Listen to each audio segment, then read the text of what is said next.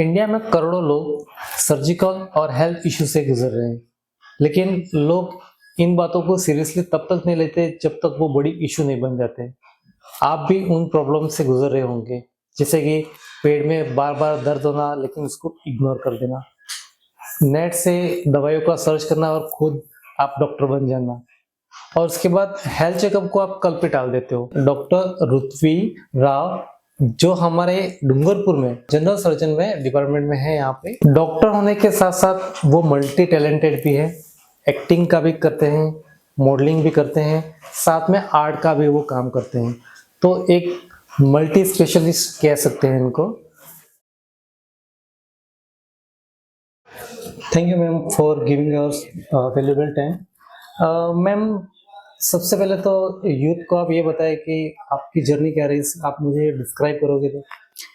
जैसे बचपन में 10 तक मैंने अपना पूरा प्रोफेशन जो था वो चूज नहीं किया था। एक तरह से मैं अपना पैशन नहीं फॉलो कर रही थी, जैसे मॉडलिंग, जैसे डांसिंग, जैसे मैंने DID दिया था, मिस इंडिया दिया। मिस इंडिया में मैं टॉप 100 में गई थी। अहमदाबाद में रही थी मैं। उसके अलावा फिर मैं डांसिंग में आगे बढ़ी थी काफी। तब तक मैंने सोचा नहीं था कि मैं डॉक्टरी लाइन चूज करूंगी। ये मेरे पापा का ड्रीम था कि मैं डॉक्टर बनूं। तो आफ्टर 10 पापा ने बोला कि पहले अपना प्रोफेशन चूज करो आप, वैल्यूएबल प्रोफेशन जिसमें आप एक ऑफिसर पोस्ट पे आओ। जैसे लड़कियों को उनको आगे बढ़ाना है, उनका बचपन का ड्रीम था कि उनकी बेटी डॉक्टर बने। तो मेरा प्रोफेशन अलग और डैडी का अलग। डैडी पुलिस लाइन में बिलीव करते हैं, तो उस हिसाब से मुझे डॉक्टरी चूज करना मतलब मेरे लिए बहुत टफ था उस टाइम। मुझे पढ़ाई में इतना इंटरेस्ट नहीं था उस टाइम। बट उसके बाद फिर जैसे पापा ने बहुत मोटिवेट किया, सपोर्ट किया, मम्मी ने सपोर्ट किया। ठीक है, मम्मी ने बोला एक बार आप डॉक्टर बन जाओ, उसके बाद आप अपने वापस पैशन को फॉलो कर सकते हो। एज कोई मैटर नहीं करती है पैशन फॉलो करने के लिए। तो फिर मैंने कोटा गई और उसमें फिर मैंने अपनी कोचिंग ली, मेडिकल कोचिंग। और कोचिंग लेने के बाद उसके बाद मैंने कंपटीशन एग्जाम फाइट की और उसके बाद मुझे कॉलेज मिला, मेडिकल कॉलेज। और फिर वो 5 साल की जर्नी पूरी MBBS की, उसमें बहुत स्ट्रगल्स रहे, बहुत अप डाउन फेस किया, काफी फेलियर फेस किया। बट उसके बाद आज मैं MBBS कंप्लीट करके यहाँ पे एज ए JR पोस्टेड हूँ, सर्जरी डिपार्टमेंट में। ओके, तो आपने फिल्मों में भी काम किया है? हाँ, मैंने गुजराती मूवी में काम किया था। साइड रोल था उसमें मेरा। और बचपन में ठीक है जितना हो सका मैंने सब प्लेटफॉर्म ट्राई किए हैं। बट उसके बाद जब मैं मेडिकल लाइन में आई तो फुल्ली फोकस मेडिकल पे ही थी, क्योंकि उसमें पढ़ाई इतनी ज्यादा टफ रहती है, इतना ज्यादा वेटेज रहता है, हमारा पूरा मेडिकल कोर्स काफी वाइड है। तो उस हिसाब से मेरा पूरा फोकस फिर मेडिकल लाइन पे आ गया था। ओके, आपके फादर ऐसा ही है या और आप डॉक्टर? हाँ, तो ये ड्रीम आपको डॉक्टर बनने का फादर का था? फादर का था। ये फादर का ऐसे था कि उनको बहुत ज्यादा पब्लिक वेलफेयर का वो सोचते हैं। जैसे पुलिस है वो, तो वो पब्लिक के अराउंड ही रहते हैं ऑल टाइम। तो उनका ऐसा था कि तू लोगों के काम आए, ऐसा कुछ फील्ड चूज कर कि तू लोगों के हर टाइम काम आए। तो ये डॉक्टर लाइन सेम पुलिस की तरह ही है कि हमें ऑल टाइम लोगों के लिए अवेलेबल रहना है, हमें उनका हेल्थ केयर का सोचना है पूरा। तो इस तरह से ही पापा की ड्रीम मेरी ड्रीम बन गई। तो यानी आपने कोटा से क्लियर किया था? कोटा से मैंने 2 साल मेडिकल की कोचिंग ली। उसके बाद मैं जयपुर निम्स यूनिवर्सिटी से मैंने अपना MBBS कंप्लीट किया। फिर यहाँ इंटरव्यू के बेसिस पे हमें यहाँ पे as a junior resident surgery department में चूज किया। ओके, एज अ यूथ सबसे ज्यादा मिस्टेक क्या करते हैं हेल्थ को लेके? हेल्थ को लेके यूथ मिस्टेक ये करती है कि वो लेट सोती है। ठीक है, scrolling all time, media phone वगैरह चलाना। ठीक है, ऑयली फूड, फास्ट फूड, जैसे शुगर। ठीक है, आजकल की लाइफस्टाइल में यही सब चल रहा है, बैड लाइफस्टाइल, बिल्कुल हैबिट्स अपने। तो यही सब सुधारनी चाहिए उन्हें, हेल्दी लाइफस्टाइल के लिए यही सब सुधारना चाहिए। ओके, तो शुगर कितना खतरनाक हो सकता है एक इंसान के लिए? शुगर बहुत खतरनाक हो सकता है। स्किन के लिए खतरनाक है शुगर, अपने वेट के लिए है, वेट गेन करता है शुगर। उसके अलावा डायबिटिक, अगर आपके हिस्ट्री में डायबिटिक है या आपके हेरिडिटी में डायबिटिक है, कोई भी आपके दादा या नाना नानी कोई भी, तो आपको आ सकती है वो। तो उसके लिए आपको पहले से ही अवेयर रहना पड़ेगा कि आपको शुगर नहीं लेना है। शुगर हर चीज में कहीं से भी आ सकता है। तो शुगर अवॉइड करना बहुत जरूरी है। जैसे बड़े बड़े एक्टर शुगर को अवॉइड करते हैं, तो कुछ तो ऐसा रीजन होगा कि उनकी स्किन हेल्थ केयर पे के लिए स्किन के लिए उन्हें यंग दिखना है, उन्हें Okay. शूट्स करना है परमानेंट, तो उन्हें यंग दिखना बहुत जरूरी है, वरना उन्हें काम ही नहीं मिलेगा। जी। तो शुगर इसलिए अवॉइड करनी चाहिए हमेशा। आज की यूथ 2-2 बजे तक रात के फोन चलाती है, या नो एक्सरसाइज, जंक फूड खाना, तो ये कितना घातक हो सकता है? बहुत ज्यादा। जैसे अभी अभी में तो आफ्टर कोरोना हार्ट अटैक के चांसेस बहुत बढ़ गए। तो हार्ट अटैक को रोकने के लिए सबसे ज्यादा बेस्ट है कि आप डेली वॉक करो, एक्सरसाइज, कार्डियो बहुत जरूरी है। मतलब 1 घंटा तो आपको अराउंड हर दिन वॉक करना ही चाहिए। उसके अलावा कोलेस्ट्रॉल बढ़े ना, उसके लिए आपको फास्ट फूड अवॉइड करना पड़ेगा, शुगर अवॉइड करनी पड़ेगी। तो एक लाइफस्टाइल अच्छी रखने के लिए ये सारी चीजें अवॉइड करनी बहुत जरूरी है। आज की जनरेशन नेट से या चैट जीपीटी से अपने मेडिकल की जानकारी वहां से ले लेते हैं और खुद डॉक्टर बन जाते हैं, तो वो कहाँ तक सही है? ये बहुत गलत है। इससे आपको रिएक्शन हो सकता है, मेडिकल रिएक्शन हो सकते हैं, जैसे जिसे हम साइड इफेक्ट कहते हैं। कि अगर वो लोग पहले प्राइमरी बेसिस पे तो वो दबा देंगे पेन किलर लेके, बट उसके बाद उसके साइड इफेक्ट्स जो होंगे वो काफी ज्यादा खतरनाक हो सकते हैं। मतलब आराम से वो डेडली हो सकते हैं वो ऐसा। तो इसलिए ये सब गूगल करके, और हम लोग नहीं प्रिफर, डॉक्टर क्यों बने हैं आपके लिए? जब हम लोग हैं, हम इतनी पढ़ाई करके डॉक्टर बने, तो आप हमें ही पूछो ना, कि आके पूछ सकते हो। और फ्री की सेवाएं है, गवर्नमेंट में फ्री सेवाएं। अगर आपको खर्च नहीं करना है तो आप प्रिस्क्राइब करवा सकते हो, फ्री में करवा सकते हो। यहाँ भी वही चीज मिलती है जो बाहर मिलती है। जो ऑनलाइन डेटा शेयर होता है, हाँ, मेडिकल संबंधित, हाँ, तो कहीं कहीं जैसे कि चैट जीपीटी में अगर मुझे बुखार हो, हाँ, तो मैं वहां से गाइडेंस ले लेता हूँ। नहीं, तो उसमें क्या है, ब्रांड्स का भी डिफरेंट रहता है। ठीक है, मीडिया ऐसी चीजें सोशल, मतलब आप गूगल पे अगर आप सर्च करोगे पैरासिटामोल मार्केट में काफी अलग तरीके की बनती है। जो डॉक्टर प्रिस्क्राइब करता है वो सब चीजें जानने के बाद, उसके केमिकल ट्रीटमेंट, पूरा केमिकल चेक करके, टेस्टिंग के बाद वो लोग सेल करते। तो एक डॉक्टर के प्रिस्क्राइब के बिना आप कभी भी अगर गूगल के थ्रू जाओगे तो आपको रिएक्शन होंगे, साइड इफेक्ट्स होंगे, किडनी डैमेज होगी आपकी, बहुत कुछ हो सकता है लाइफ में। तो इसलिए खतरनाक है, एक तरह से नहीं करना चाहिए ये सब कभी भी। स्पेशली वागड़ में वुमेन अपनी हेल्थ को लेके प्रायोरिटी वो बहुत कम रखती है। हाँ, बहुत कम। और जब जो भी है उनकी प्रॉब्लम वो बढ़ जाती है, उसके बाद वो उन पे फोकस करती है। तो आई थिंक आपके हिसाब से इसको कैसे?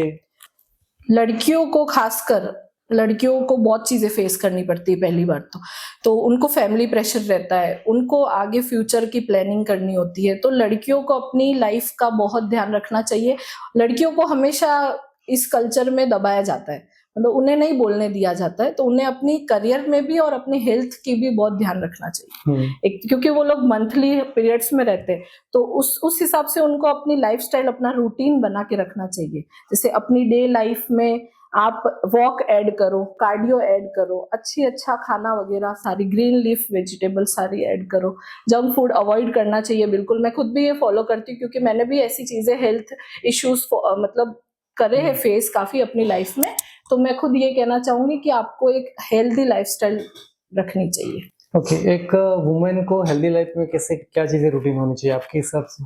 जैसे मैं अपना रूटीन बताती हूँ। जैसे मैं उठती हूँ, सुबह गुनगुना पानी लेती हूँ एक, उसके बाद थोड़ा मेडिटेट करती हूँ मैं कि मुझे आज पूरे दिन में क्या क्या करना है। उसके बाद मैं अपना रेडी होने के बाद अपनी जॉब पे आती हूँ, अपना ब्रेकफास्ट खत्म करती हूँ। जैसे ब्रेकफास्ट में फ्रूट्स ले लेती हूँ मैं, है ना। उसके बाद यहाँ आने के बाद मैं ड्राई फ्रूट्स ऐड करती हूँ अपनी लाइफस्टाइल में। फिर यहाँ से जाने, वापस जॉब से घर जाने के बाद अपना लंच लेती हूँ। लंच में भी सारी चीजें मैंने कैलोरी बेस पे मैनेज कर रखी है, क्योंकि मुझे पता है अगर मैंने आज चीट मील कुछ भी ली तो मुझे फिर वो चीज फेस करनी पड़ेगी, मेरा वेट गेन होगा और मुझे आगे और सारी चीजें फेस करनी है। और मुझे अगर डॉक्टरी में मुझे अगर एनर्जेटिक रहना है तो फिर मुझे अच्छी लाइफस्टाइल तो रखनी पड़ेगी अपनी। तो मैं डेली रूटीन में अपने 1 घंटा अपनी रनिंग और अपनी वॉक के लिए निकालती ही हूँ। भले मुझे नहीं निकालने मिले टाइम तो मैं घर पे योगा या डांस करती हूँ, जिससे मुझे खुद को बहुत मोटिवेशन लगता है और बहुत हेल्दी फील होता है कि हाँ, आज मैं बहुत एनर्जेटिक रहा, आज मुझे ऐसा नहीं लगा कि मैं बहुत टायर्ड थी ऑल टाइम। तो ऐसा, तो ये चीज करनी चाहिए गर्ल्स को। ओके, अभी आपने जैसे पीरियड की बात करी महिलाओं में, अब ग्रामीण क्षेत्रों में महिलाएं क्या गलतियां करती पीरियड के टाइम पे अवेयरनेस को लेके? गलतियां ये करते हैं, वो खाना अवॉइड कर देते हैं। उस टाइम पे आपको काफी हेल्दी चीजें खानी चाहिए जिसमें आयरन मिले, क्योंकि आप आयरन अगर आप आपकी बॉडी से एक तरह से निकल रहा है अगर, तो आपको क्या होगी, आयरन डेफिशिएंसी होगी, ठीक है, ब्लड डेफिशिएंसी होगी, एनीमिक हो सकती है पेशेंट, तो आपको उस टाइम पे अनार खाना है, जैसे आयरन सप्लीमेंट्स ले सकते हो आप उस टाइम पे। उसके अलावा जूस ले सकते हो आप, क्योंकि उस टाइम आपको बैक एक होगा, बॉडी एक होगा, डिप्रेशन आता है, स्ट्रेस आता है। फिर लड़कियां क्या करती है, पेन किलर खा लेती है दर्द रोकने, नहीं, अब अपनी लाइफस्टाइल अच्छी करोगे ना तो आपको वो पेन भी कम हो जाएगा। पपीता खा सकते हो, पपीता बहुत अच्छा हेल्थ बेनिफिट होता है फीमेल्स के लिए ड्यूरिंग पीरियड्स। तो ये सब चीजें फॉलो। उनको कुछ ऐसे जैसे कि कहीं कहीं मैंने सुना है कि गर्म पानी का सेक समथिंग करते हैं वो, हाँ, तो ये वार्म कंप्रेशन हम लोग कहते हैं, कोई भी सूजन होती है ना तो उस पे अपन गरम सिकाई करेंगे तो वो बहुत बेनिफिट होगा, वो सूजन रोकेगा, वो दर्द रोकेगा।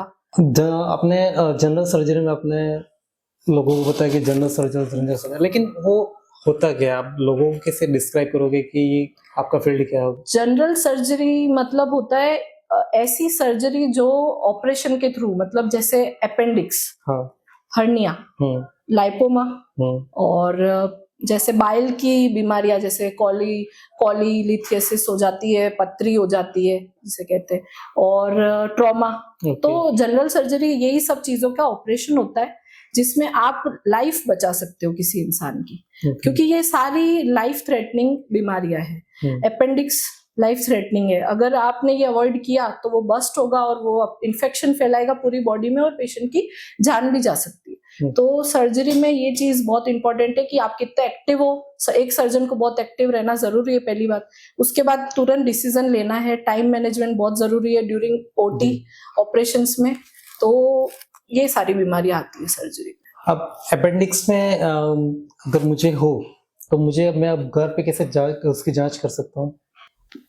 हम लोग सिम्टम्स देखेंगे आपके, अगर आपको अपेंडिक्स है तो हम अभी श्योर नहीं है आपको अपेंडिक्स है, हम लोग आपको पूछेंगे कि आपको क्या सिम्टम्स आए, इसमें फीवर आया, वॉमिट हुई आपको। उसके अलावा आपको यूएसजी करवाना है, प्राइमरी सोनोग्राफी के बिना हमें पता ही नहीं चल सकता है कि आपको क्या है एग्जैक्टली, क्योंकि ओटी लेने से पहले हम सारे इन्वेस्टिगेशन कराएंगे, उसके बाद हम डिसाइड करेंगे कि इसको ये बीमारी है तो इसका ये ऑपरेशन होगा। ओके। आपने बहुत से इमरजेंसी केस हैंडल किए होंगे, उस सिचुएशन में आप किसी और सर्जन को सजेस्ट करना चाहिए, क्योंकि न्यू कमर्शियल जो यूथ है वो भी इसी फील्ड में आ रहे हैं, तो वो कहाँ मिस्टेक कर सकते हैं? Emergency is the best place to learn. तो इमरजेंसी से मैंने ये सीखा, जैसे हमारी इमरजेंसी ड्यूटी लगती रहती है तो इसमें टाइम मैनेजमेंट होना बहुत जरूरी है। आपको एक्यूरेट पंक्चुअल होना पड़ेगा अपने ड्यूटी को लेकर। इमरजेंसी में काम करने से बहुत चीजें सीखने मिली मुझे, और सबको सीखने मिलती है, क्योंकि वहां पे आपको इमीडिएट डिसीजन लेना पड़ता है। अगर कोई रोड एक्सीडेंट आ गया और वो ब्लीड कर रहा है काफी ज्यादा, तो हमें इमीडिएट उसको रोकना पड़ेगा, उसकी ब्लीडिंग रोकनी पड़ेगी। तो तुरंत स्टाफ को बोल के या फिर जो भी हमारे कलीग्स है या मैं खुद, हमें सूचर लेना होता है, तुरंत ब्लीडिंग रोकनी होती है। उसके बाद हमें उसे बैंडेज करके और ड्रेसिंग करनी होती है। फिर उसके वाइटल्स चेक करने होते हैं कि पेशेंट स्टेबल है नहीं है, क्या है, उसके सीवियर हेड इंजरी तो नहीं हुई। अगर सीवियर हेड इंजरी है तो हम उसका एनसीसीटी कराएंगे, फिर हम श्योर होंगे कि हाँ इसकी इंजरी है, ठीक है, यहाँ सुविधा है अगर न्यूरोलॉजिस्ट की तो हम यहाँ पे तुरंत रेफर उसे करेंगे, वरना हम लोग बाहर हायर सेंटर पे रेफर करते हैं। तो इस तरह हम मैनेज करते हैं इमरजेंसी कंडीशन को, और कुछ प्रिस्क्राइब करते हैं, दवाइयाँ भी होती है, वहाँ इंजेक्शंस होते हैं, जो उधर ही हैंडल हो जाए ऐसी चीज होती है, उसको हम उधर ही मैनेज कर लेते हैं। जो हमसे नहीं हो, ऐसा कुछ हो तो हम हायर अथॉरिटी से पूछ के और आगे रेफर करते हैं। पेट दर्द आज की डेट में कॉमन समस्या बन चुकी है सबके लिए, हार्मोनल चेंजिंग का भी इश्यू बनता है, लेकिन इसको इग्नोर कर देता है। तो ऐसे कौन से सिम्टम्स को हमें उसको सीरियसली लेना चाहिए? फीवर कभी भी अवॉइड नहीं करना चाहिए। वॉमिटिंग हमेशा ध्यान रखना चाहिए। Mood swings, irregular periods, girls को हमेशा ध्यान रखना चाहिए। ओवर ब्लीडिंग हो रही है या इरेगुलर ब्लीडिंग हो रही है तो आप आओ, आप गायनी के पास आओ, आप चेक कराओ अपना, ठीक है। उसके अलावा आपको किसी भी तरह की सूजन, अगर आजकल लोग, मैंने देखा है कि है ना, कट लग जाता है और टीटनस नहीं लगवाते, तो उस चीज से सेलुलाइटिस हो जाता है, तो मैंने ये चीज हमेशा देखी है इधर पेशेंट्स में कि आप भूल जाते हो टिटनेस लगवाना और फिर 2 महीने बाद आते हो कि हाथ सड़ गया। हाँ। तो अब हम क्या करेंगे, उस हाथ को ही काटना पड़ेगा। हाँ वो तो है। तो फिर जब पहले ही आ जाते हैं आप टिटनेस लगवा देते तो ये चीज होती ही नहीं आपको। जी तो ये चीज भी अवेयरनेस की जरूरत है लोगों को, और सिम्टम्स कैसे भी हो आपको उसका प्राइमरी ट्रीटमेंट लेना बहुत जरूरी है। जी। यूथ में अभी कहें कि बहुत से लोग नीट क्लियर कर रहे हैं, तो उनके लिए आपका कोई गाइडेंस? नीट के लिए मैं कहना चाहूंगी कि बहुत टफ है नीट। आप पहले ही सोच लो कि आपको मेडिकल फील्ड में आना है तो आपको पढ़ाई करनी होगी ही। अगर आप पढ़ाई से भाग रहे हो तो आप मेडिकल फील्ड के लिए नहीं बने हो। तो ये चीजें पेरेंट्स पे भी डिपेंड करता है। पेरेंट्स को गाइड करना चाहिए अपने बच्चों को कि मेडिकल फील्ड मतलब लाइफ टाइम पढ़ाई है, लाइफ टाइम आपको हॉस्पिटल में रहना है, आपको चीजें डील करनी है, इतना फ्रीडम होना चाहिए घर से कि आपकी बेटी रात को नाइट ड्यूटी करेगी, दिन में जाएगी, लोगों के बीच में रहेगी, कितने लोगों से कनेक्ट होना पड़ता है उसके लिए। तो बहुत सारी चीजें हैं, तो बच्चों को सिखाना चाहिए सब पेरेंट्स को। जैसे मेरे पेरेंट्स ने मुझे बहुत बोल्ड बनाया, मैं बहुत ज्यादा इमोशनल इंसान थी, मुझे मेरे पेरेंट्स ने सिखाया कि आपको लोगों से डील करना है तो आपको इतना कॉन्फिडेंट रहना पड़ेगा इस फील्ड में। और उन्होंने फ्रीडम दी, उन्होंने बाहर पढ़ने भेजा मुझे, जो इस एरिया में कोई लड़कियों को, जैसे मेरी कम्युनिटी में किसी लड़कियों को बाहर नहीं जाने मिला, उनकी कम एज में शादियां करा दी।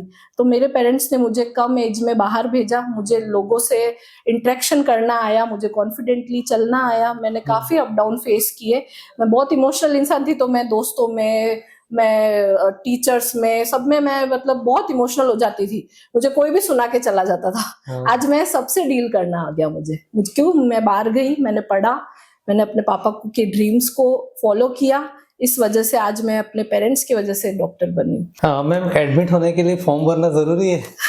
नहीं, ऐसा कुछ नहीं है, आप आओगे, आपका हम पहले ट्रीटमेंट करेंगे, फॉर्म बाद में भी भर सकते हैं। सही है मैम। जैसे कि आप मॉडलिंग का भी करती हो, हाँ और साथ में पेशेंट का ट्रीटमेंट भी करती हो, हाँ और आपको अपडेट रहना भी बहुत जरूरी है क्योंकि हाँ। आपको बुक्स भी पढ़नी है। तो ये तीनों चीज आप कैसे मेंटेन करती है? तीनों चीजें मैं ऐसे मैनेज करती हूँ अपनी रूटीन बना के। जैसे मैंने अभी, अगर मैंने एमबीबीएस कर लिया है तो अब मेरे पास है कि मुझे जॉब करनी है, उसके बाद के आवर्स में क्या करूँ, इसके बाद मुझे खुद को भी इंजॉय करने के लिए मेरे पास क्या है, क्योंकि ये इतना डिप्रेसिव फील्ड है। डॉक्टरी ऐसा फील्ड है जिसमें आपको ऑल टाइम लोगों के इमोशनल लोगों के अराउंड रहते हो आप, काफी नेगेटिविटी होती है आपके अराउंड। तो उसमें मैंने इंजॉयमेंट का जो मेरा है वो मैंने चूज किया, अपना मॉडलिंग, अपना एक्टिंग लाइन जो मैं शूट्स करती हूँ, तो ये मैं आफ्टर आवर्स में शूट करती हूँ। मतलब जैसे अगर आपका प्रोफेशन बेस है तो उसका फ्यूल जो है वो पैशन है आपका, ठीक है। तो इस तरह से मैं इसे लेकर चलती हूँ। जैसे मैं आफ्टर जॉब मैं इवनिंग में शूट कर लेती हूँ, जब मुझे टाइम मिलता है मैं उस हिसाब से अपना शूट मैनेज करके चलती हूँ, जिससे मुझे दोनों फील्ड में एक तरफ लेके चलो। मैम कुछ बच्चे अभी, जैसे कि आज की डेट में हर कोई घर से क्रिएटर बन रहा है, हाँ, अब उनको दूसरों की लाइफस्टाइल को देख के ये लगता है कि हम भी कर सकते हैं, जैसे कि आपका प्रोफेशन और मेरा अपने फील्ड में, तो यूँ लगता है कि बस कल से हम क्रिएटर बन जाएंगे और पैसा आ जाएगा। आपको लगता है कि क्रिएटर के साथ जॉब कंपलसरी है? नहीं नहीं नहीं, आप किसी को कॉपी नहीं कर सकते हो, और आपको कॉपी करना भी नहीं चाहिए। आपको खुद को पता होना चाहिए कि आप किस फील्ड में अच्छे हो, किस में आपका खुद का खुशी मिलती है, किस में आपको खुशी मिलती है। जैसे अगर मुझे क्रिएटिंग में खुशी मिल रही है तो मैं वो करूंगी, और वो स्टार्ट छोटे से करूंगी, धीरे से स्टार्ट होता है, एकदम से आप क्रिएटर या इन्फ्लुएंसर नहीं बन सकते हो। जैसे मेरा भी बहुत सालों का स्ट्रगल था कि मैं बचपन से ये सब चीजें लेके चल रही थी। अगर मैं एकदम से करने लगती तो मुझे सक्सेस भी नहीं मिलती, ना मुझे कोई ऑफर्स आते, क्योंकि सब चीजें धीरे से शुरू होती है, जैसे स्टेप बाय स्टेप। तो जॉब के साथ क्रिएटर बनना पॉसिबल है, पॉसिबल है, क्रिएटर होना सिर्फ होना नहीं, ये मैं कभी नहीं बोल सकती कि हाँ आपको एक चीज तो रखनी ही है कि आपको पढ़ाई करके अच्छी जॉब लेनी है, उसके बाद आप साइड में रखो ये सारी चीजें, जो सोशल मीडिया क्रिएटर, इन्फ्लुएंसर या आपका शूट, ये सारी चीजें आप सेकेंडरी रखो। पहला जो है टारगेट वो आपका करियर होना चाहिए, जिसमें आपकी पढ़ाई बहुत जरूरी है। यूथ पे सबसे ज्यादा फैमिली प्रेशर बनता है करियर को लेके, तो अब उस टाइम पे पेरेंट्स भी ये बात नहीं समझते कि उसको किन किन चीजों का फेस करना है। आज की डेट में मेंटली प्रेशर बहुत ज्यादा होता है बच्चों पे, तो उस टाइम पे बच्चों को कैसे हैंडल करना चाहिए, और जो पेरेंट्स है उनके लिए भी आपका कोई मैसेज होगा कि किस तरह से उनको गाइड करना चाहिए? पेरेंट्स को मैं कहना चाहूंगी स्पेशली कि आपको अपने बच्चों को पूछना चाहिए कि बेटा तुझे इंटरेस्ट किस चीज में। अगर आप उस पर थोप दोगे कि तुझे यही बनना है, मैं यही चाहता हूँ कि तू यही बने, तो नहीं, ये चीज आपको कभी रिजल्ट ही नहीं देगी। बच्चों से हमेशा डिस्कस करो कि आप ये चीज कर सकते हो, हम चाहते हैं ये चीज आप करो। आप अपना इंटरेस्ट बताओ अपने पेरेंट्स को कि मम्मी पापा हम ये बनना चाहते हैं, हम ये, जी। और पेरेंट्स को सपोर्ट करना चाहिए, हमेशा हमेशा सुनना चाहिए पेरेंट्स को, कभी थोपना नहीं चाहिए। मैं यही कहना चाहूंगी हर पेरेंट्स को कि आपको डिस्कस करना चाहिए, एक फ्रेंड की तरह बच्चों की सुननी चाहिए, ना कि आप थोप दो कि हाँ तुझे तू ये पुलिस बनेगा, मैं चाहता हूँ, फिर वो पुलिस बन ही नहीं पाएगा। आप चाहते हो आप बन जाओ, वो वाली सही। बात है। इसलिए पेरेंट्स और बच्चों में हमेशा बॉन्डिंग सही नहीं रह पाती, क्योंकि वो आप थोप देते हो बच्चों पे। नहीं, आप जैसे मेरे पापा ने मुझे पूछा कि तू डॉक्टर बन सकती है, तू पढ़ सकती है इतना सारा, तब जब मैंने उनकी ड्रीम को अपनाया कि नहीं, हाँ मैं पढ़ूंगी, मैं बनूंगी डॉक्टर, मैं अपने कम्युनिटी में पहली डॉक्टर हूँ फीमेल, तो मैं बनूंगी, मुझे सबकी सेवा करनी है। आप भी सेवा में रह गए पुलिस की जॉब में, तो मैं भी करूंगी ये चीज, तब हुई ये चीज पॉसिबल। तो अगर आप थोप देते तो ये चीज हो ही नहीं पाती, इतना सक्सेस कभी मिल ही नहीं पाता। नहीं, पेरेंट्स बट ये देखते कि मेरा ये पड़ोसी में इसकी जॉब वो लग गई, या कॉपी उसकी करना job हो लग गया वो एक तरह गई। से। लेकिन मेरा ये मेंटली है कि 25 लाख लोग राजस्थान में आज के डेट में किसी भी गवर्नमेंट एग्जाम के लिए आवेदन करते हैं, लेकिन 25 लाख लोगों की जॉब नहीं लगती है, उसमें भर्तियां निकलती है मैक्सिमम 70 से 1 लाख। तो बाकी बच्चे क्या अपना रोजगार करके यानी घर बार नहीं चला पाते? ऐसा नहीं है, आप चला सकते हैं सब लोग, पर पढ़ाई के बिना तो कुछ भी नहीं है ना। पढ़ाई होगी तो ही जॉब मिलेगी आपको। ग्रेजुएटेड लोग हर जगह, ग्रेजुएशन बहुत जरूरी है होनी, तो इसलिए पेरेंट्स को हमेशा पूछ के ही सारी चीजें डिसाइड करनी चाहिए अपने बच्चों को, और फिर स्टेप बाय स्टेप आगे बढ़ना चाहिए। मैंने बहुत से इवेंट में देखा कि आज की डेट में इन्फ्लुएंसर हर घर पे, चाहे वो 11,000 फॉलोवर हो या 1 लाख फॉलोवर समथिंग क्यों ना हो, लेकिन जो एक IAS और IPS के साथ में वो बैठते हैं, तो क्या उनका स्टैंडर्ड उस लेवल का है? क्योंकि एक IAS और IPS का एग्जाम क्रैक करना यानी वो ऑल इंडिया लेवल का हो गया, तो वहां उनका स्टैंडर्ड उनके बराबर का है? नहीं, बिल्कुल भी बराबर का नहीं है। वो उनके फील्ड में बेस्ट कर रहे, और जो IAS जो ऑफिसर पोस्ट होती है वो उनकी स्ट्रगल रियल होती है। उनकी स्ट्रगल पढ़ाई करके आगे बढ़ के इतना अप डाउन फेस करके फिर वो ऑफिसर बने होते हैं, और उसके बाद भी अच्छा वर्क करके उन्हें प्रमोशन मिला होता है। तो वो चीज, और ये जो सोशल मीडिया पे आप एकदम से अगर बन रहे हो कुछ भी, मतलब, तो वो चीज अच्छी है, मैं नहीं कहूंगी कि वो चीज अच्छी नहीं है, बट उसे सेकेंडरी रखना अच्छा है। आप पहले पढ़ाई करो, आप पहले कुछ बनो, आप अच्छी जॉब हासिल करो, उसके बाद आप वो चीजें अपने पैशन के तौर पे फॉलो करो सेकेंडरी, तो फिर वो आपको बेनिफिशियल मिलेगी। ओके। आज की डेट में स्किन की सबसे बड़ी प्रॉब्लम होती है। अगर मुझे अपनी क्लियर स्किन का रूटीन कुछ रखना हो तो मुझे क्या हैबिट चेंज करनी चाहिए और क्या रखनी चाहिए? क्लियर स्किन के लिए आपको सबसे ज्यादा जो करना चाहिए वो है पानी पियो। सबसे ज्यादा से ज्यादा पानी पीना चाहिए, मतलब उसके अलावा ज्यादा पानी पियोगे तो कॉन्स्टिपेशन नहीं रहेगा आपको, तो आपको एक्ने रिलेटेड कोई प्रॉब्लम नहीं रहेंगे। उसके अलावा आपको कोई भी केमिकल, हार्श केमिकल यूज नहीं करना चाहिए। जैसे आजकल लड़कियां सोशल मीडिया पे देख देख के कोई भी प्रोडक्ट्स यूज करने लग जाती है, ना उसके डेट देख रही है, ना उसके ये देख रही है कि है ना वो उसके अंदर क्या क्या कंटेन है जो आपको सूट नहीं करेगा, वो भी अप्लाई कर देते हो, और फिर रैशेस हो जाते हैं, और फिर डॉक्टर के पास आते हो आप। उससे अच्छा आप पहले ही डॉक्टर के पास अपनी प्रॉब्लम लेके आओ, फिर हम प्रिस्क्राइब करेंगे कि ये प्रॉब्लम है, ये दवाई लो, और फिर आपकी स्किन चमकने लग जाएगी। और सही में स्किन चमकानी हो तो मैं तो ये कहूंगी कि ऑयली फूड अवॉइड करो, शुगर अवॉइड करो, पानी ज्यादा से ज्यादा पियो, आपकी स्किन ऐसे ही ग्लो करेगी। ओके। यहाँ पे सबसे ज्यादा प्रॉब्लम है हेयर फॉल आज की जनरेशन में।